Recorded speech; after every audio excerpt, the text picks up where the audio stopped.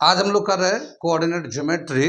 और coordinate geometry में हमने बताया था कि इसमें तीन फॉर्मूले हैं। एक है डिस्टेंस फॉर्मूला, ठीक है।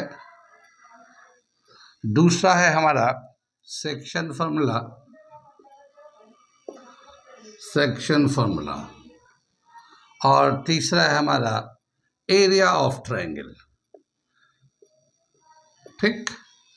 इसके फॉर्मूले तो हमें याद है, लेकिन ये फॉर्मूले ड्राइव कैसे करते हैं और कहाँ कहाँ एप्लीकेशन होता है और कैसे अप्लाई करते हैं उसको हम बता रहे हैं। तो आज हम लोग करने जा रहे हैं डिस्टेंस फॉर्मूला ड्राइव करेंगे हम लोग कि डिस्टेंस फॉर्मूला होता क्या है, कैसे ड्राइव करते हैं उसको।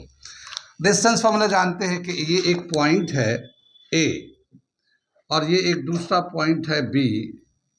इसके कोऑर्डिनेट है x1 y1। ए का जो कोऑर्डिनेट है x1 y1 है और बी का जो कोऑर्डिनेट है x2 y2 है, ठीक है।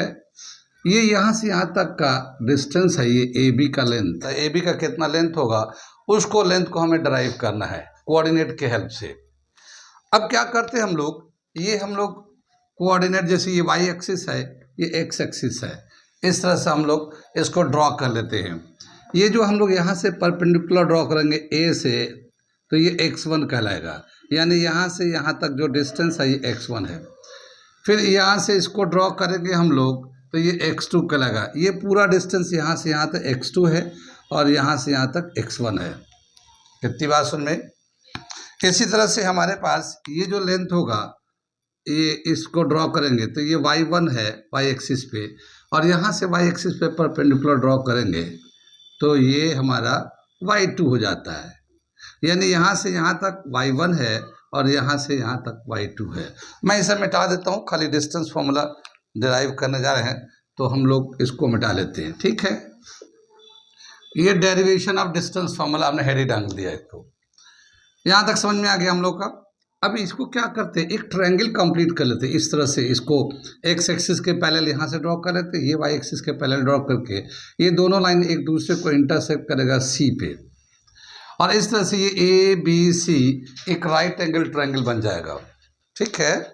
राइट एंगल ट्रायंगल बन जाएगा तो इसमें एक थ्योरम हम लोग जानते हैं, पाइथागोरस थ्योरम जानते हैं कि जो एक राइट एंगल ट्रायंगल होता है उसके हाइपोटेन्यूज का जो स्क्वायर होता है, बाकी दो साइड जो होते हैं, एक को परपेंडिकुलर एक को बेस कहते हैं हम लोग, उनके स्क्वायर के सम के बराबर होता है। पाइथागोरस थ्योरम के हिसाब से क्या होता है, h square is equal to p square plus b square. ये इस तरह से पाइथागोरस थ्योरम होता है।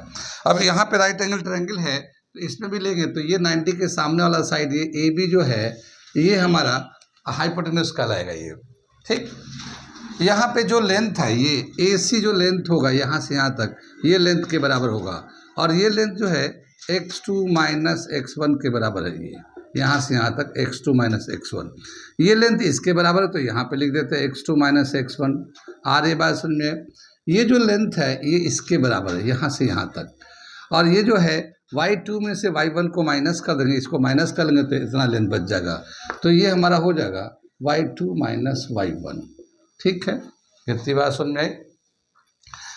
इन right triangle A C B, ये हमारा सी पे राइट एंगल ट्रायंगल बना हुआ है, तो क्या हो जाएगा इसमें, A B square is equal to A C square plus B C square, ऐसे लिख सकते हैं हम लोग।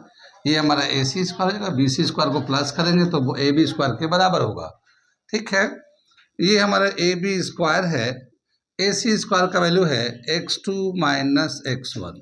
ये तो ए सी का है, इस पर स्क्वायर था, स्क्वायर लगा दिया। ऐसे ही बी सी का वैल्यू जो है y2 माइनस y1, ये तो बी सी का वैल्यू है, इस पर स्क्वायर लगा देते हैं। ये इस स्क्वायर को इधर से शिफ्ट करेंगे तो ये A B is equal to root x2 minus x1 whole square plus y2 minus y1 whole square, ये रूट में आ जाता है।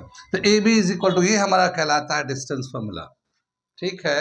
ए बी अगर कोई भी दो पॉइंट का कोऑर्डिनेट दे रखा है तो उस पॉइंट के बीच का जो लेंथ है वो उसका कोऑर्डिनेट देते हैं x1 y1 x2 y2, और फार्मूला हो जाता है x2 minus x1 whole square plus y2 minus y1 whole square whole root पूरे लेंथ का। ये हो गया हमारा डिस्टेंस फार्मूला। कितनी बार समझ में।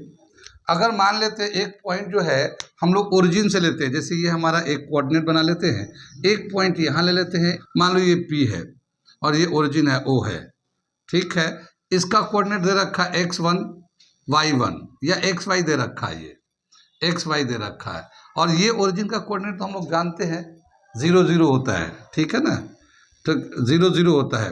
तो इसको हम लोग लेते हैं x1 y1 और इसे ले लेते हैं हम लोग x2 y2। अगर ओरिजिन से इसका लेंथ, एक पॉइंट का लेंथ निकालना चाहते हैं तो इसी में अगर हम लोग ले लेते हैं, जैसे OP है, ठीक है, दिख रहा है, ये OP को लेंगे x2 minus x1 whole square y2 minus y1 whole square whole root. OP का लेंथ निकाल लें, मैं दूसरे कलर से बना रहा हूँ। x2 की जगह पे x2 लिख देते हैं, x1 का 0 हो जाएगा, स्क्वायर हो जाएगा, y2 ऐसे ही रहेगा, y1 की जगह पे 0 आ जाएगा, स्क्वायर हो जाएगा, ठीक है। कितनी बात सुन में, इसमें से 0 माइनस x2 आ जाएगा, यहाँ से y2 में से 0 y2 आ जाएगा, तो ये हमारा OP का जो लेंथ हो जाएगा, OP is equal to x2 square plus y2 square whole root. ये जो वैल्यू है x2 y2, ये जो गिवन पॉइंट है उसी का कोऑर्डिनेट है, ठीक है। अगर मान लेते हैं कि ये अभी इसका कोऑर्डिनेट जो है, इसका जो गिवन पॉइंट है ये 3 4 दे रखा है, x का वैल्यू 3 है, y का वैल्यू 4 है, तो इसका ओरिजिन से कितना लेंथ होगा, ओरिजिन से कितना लेंथ होगा, यहाँ पे x की जगह पे 3 डाल देते हैं, इसका स्क्वायर कर देते हैं, y की जगह पे 4 डाल देते हैं, स्क्वायर कर देते हैं, रूट लगा देते हैं, ये 9 प्लस 16 25 रूट 5 आ गया। यानी अगर ओरिजिन से निकालना चाहते हैं तो एक का कोऑर्डिनेट ओरिजिन का ऑलरेडी हमें नोन है, हम लोग जानते हैं उसे 0 0 होता है, और जो एक पॉइंट का कोऑर्डिनेट दे रखा उसी के दोनों को, यानी 3 का स्क्वायर प्लस 4 का स्क्वायर, दोनों को प्लस करके रूट लेंगे तो हमारा यहाँ से यहाँ तक का लेंथ आ जाता है। कितनी बात सुनी, ये एक ओरिजिन से लेंथ निकालने का तरीका है। बाकी कोई भी 2 पॉइंट का कोऑर्डिनेट दिया होगा तो उसको हम लोग यूज करेंगे इस तरह से, x2 minus x1 whole square y2 minus y1 whole square whole root, इस तरह से हम लोग लेंथ निकाल लेते हैं। समझ में बात आए, ये है था हमारा डिस्टेंस फार्मूला।